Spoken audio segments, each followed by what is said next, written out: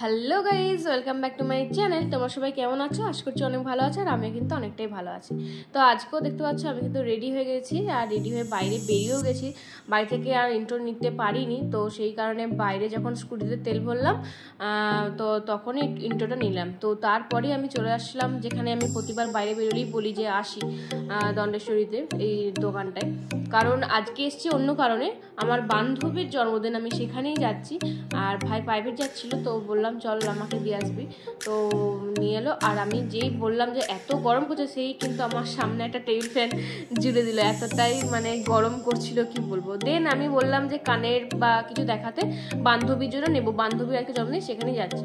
তো ভাবলাম কানের কি দেবো, শুধু কানেরটা দিলে কীরকম লাগবে, তো আমাকে অক্সিডাইজার কিছু দেখাও। তো দেন আমার এই হারটা মানে হারের সেটটা পছন্দ হলো, যেটাতে হার কানে দুটোই ছিল, আর আমার বেশ পছন্দ হলো। আমি ভাবলাম হয়তো তারও পছন্দ হবে, যার জন্য নিচ্ছি। আমার পছন্দ, তার পছন্দ, মেয়েদের এগুলোই পছন্দ আর কি। তো এর থেকে ভালো কিছু হয় না, জামা, হার, কানের, জুতো এগুলোই মেয়েদের পছন্দ হয়, তো ভাবলাম এটাই নিয়ে যাই। তো আমি চলে এসেছি, ভাই আমাকে দিয়ে চলে গেল টিউশন, আর আমি একা একা হাঁটি হাঁটি পায়ে এখন রওনা দিচ্ছি উপরে যাওয়ার জন্য। আর মোটামুটি সবাই এসে গেছে শুনলাম যেটুকু, তো আমি বাকি ছিলাম। তো যাই চলো, আর অনেক দিন পর আসছি রয়্যাল, অনেক মানে এখানেই বার্থডে সেলিব্রেশনটা হবে, ওর বাড়িতে না, রয়্যালেতেই করবে। সব মোটামুটি কয়েকজনকে ইনভাইট করেছে, আরও কয়েকজনকে করেছিল, মানে তারা আসতে পারেনি, তো সেই কারণে আমি একাই এলাম। তো এই যে দেখো, আর ওরা তো সঙ্গে সঙ্গে দেখেই বলছে হাই দেখ, ও ভিডিও করতে শুরু করে দিয়েছে। যে হ্যাঁ, ভিডিও তো আমি করবই, যেটা আমার কাজ। বলো হ্যাঁ হ্যাঁ কর।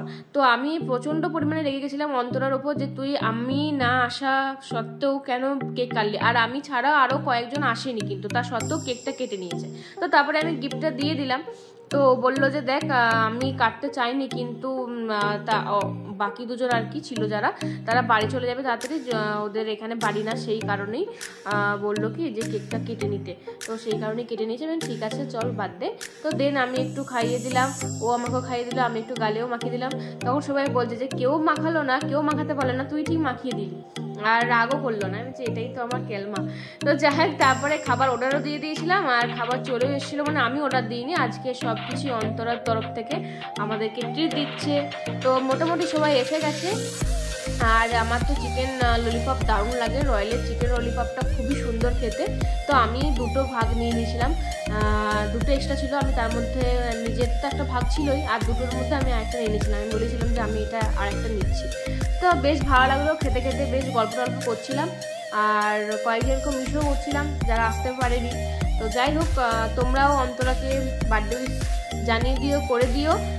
যদিও বার্থডে পেরিয়ে গেছে, তার সত্ত্বেও আমি অনেক দিন পরে ছাড়বো, হয়তো ভিডিওটা কবে ছাড়বো তারও নেই ঠিক। এমনিতেই ও জন্মদিনের পরে ও খাওয়াচ্ছে, তার সত্ত্বেও তারও পরে আমি আমার ভিডিও ছাড়বো। তো তারপরে আমাদের মেন কোর্সে ছিল নান আর চিকেন কষা। তো ওইটাও আমার মারাত্মক ভালো লাগে এই রয়্যালের, মানে ভালোই। আমাদের এখানে রেস্টুরেন্টের খাবার খারাপ কোনো দিনই ছিল না, মানে খুব একটা খারাপ ছিল না। প্রত্যেকটা রেস্টুরেন্টের খাবার কিন্তু খুব ভালোই, মানে আমার মেনলি ভালো লাগে আর কি। তোমাদের কেমন লাগে জানি না, তোমাদের কেমন লাগে তোমরাও জানাবে। তো যাই হোক, এই যে সবাইকে একবার করে দেখিয়ে দিচ্ছিলাম, আর নিজেও খাচ্ছিলাম। আর খাওয়া দাওয়া করার পর বেশি কিছু আমি আর রাখছি না। তারপরে আমরা খেতে খেতে খাওয়ার পর ভাবলাম যে চল একটু পেটটা ঠান্ডা করা যাক। তো তারপরে আইসক্রিম দিল, আইসক্রিম খেয়ে নিলাম সবাই মিলে।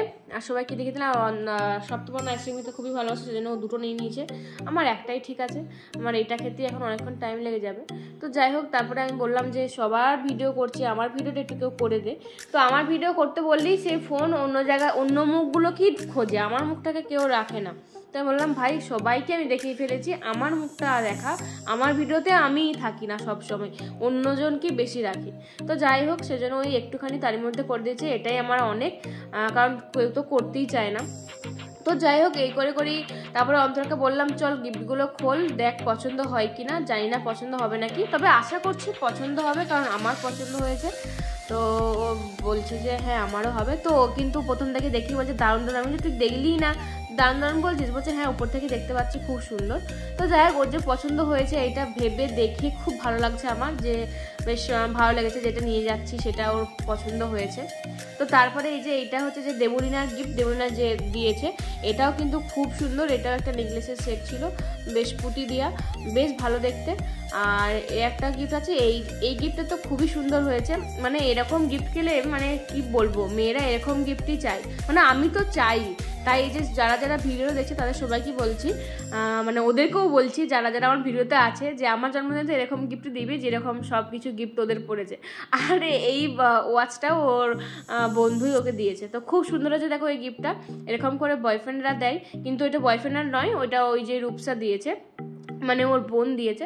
তো চলো তারপরে এই যে টাটা করে দিল সবাই। তো ভিডিওটা এই পর্যন্ত, যদি ভালো থাকে অবশ্যই লাইক কমেন্ট শেয়ার করতে একদম। দেখা হচ্ছে পরের ব্লগে, বাই।